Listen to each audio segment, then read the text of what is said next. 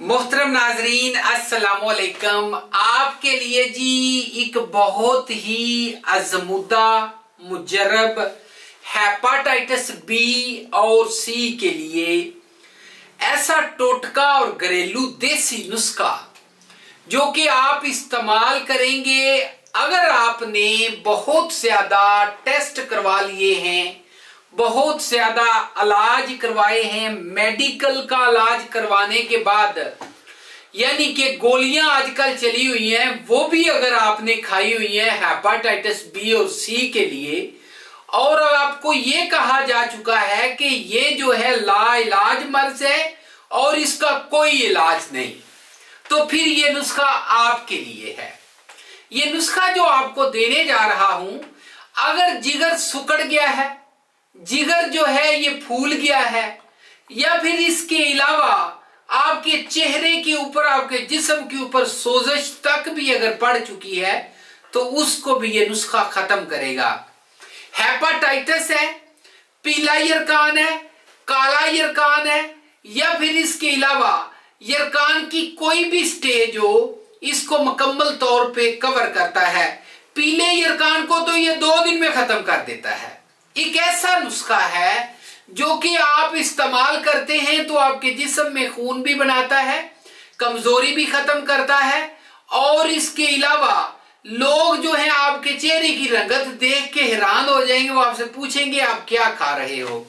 नाजरीन, इस नुस्खे के बारे में बताना चाहूंगा कि हेपाटाइटिस में वायरस जो है जिस्म के अंदर जब दाखिल होता है तो 1 या 2 साल के लिए ये नीम यानी कि कमजोर हालत में जिस्म में मौजूद रहता है। वहां पे ये अपने आप को ताकतवर बनाता है और इसके अलावा जो है अपने और ज्यादा साथी बनाता है। जब ये ज्यादा ताकतवर हो जाते हैं तो फिर इंसान के जिस्म के ऊपर अटैक यानी कि कुव्वत मदाफत के ऊपर जो है बंदे के, उसके ऊपर इसको ये अटैक करता है। जब ये अटैक करता है तो कुव्वत मदाफत को कमजोर करके जिगर जो है इसको मुतासर करना शुरू कर देता है।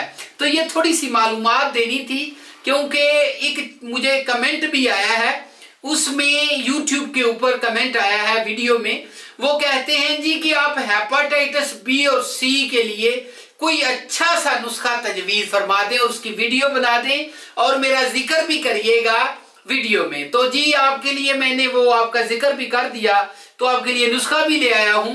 तो जिसको भी मसला है वो इस नुस्खे को बनाएं। अगर लेना चाहें तो दवाखाने के ऊपर विजिट कर सकते हैं या मंगवा सकते हैं।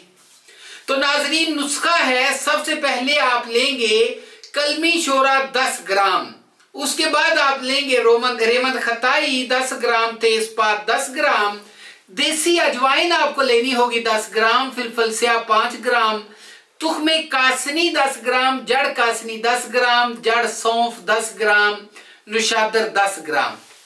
सबका सफूफ तैयार करना है जी। सफूफ तैयार करके सुबह शाम खाने के बाद चाय वाली चम्मच पानी के साथ इस्तेमाल कीजिएगा और फिर मुझे बताइएगा। आप आगे रिकमेंड करेंगे, आगे आप लोगों को शेयर करेंगे, और जैसा कि आपके साथ वादा किया था कि आपको नंबर भी दूंगा 0301 760 80 32, राब्ता कर सकते हैं। कोई नुस्खा मंगवाना चाहे मंगवा सकते हैं। चैनल को लाइक और सब्सक्राइब भी कर लीजिएगा। अगली वीडियो में ऐसे ही अच्छे नुस्खे के साथ आपकी खिदमत में हाजिर हूंगा। तब तक इजाजत दीजिए। Good bye.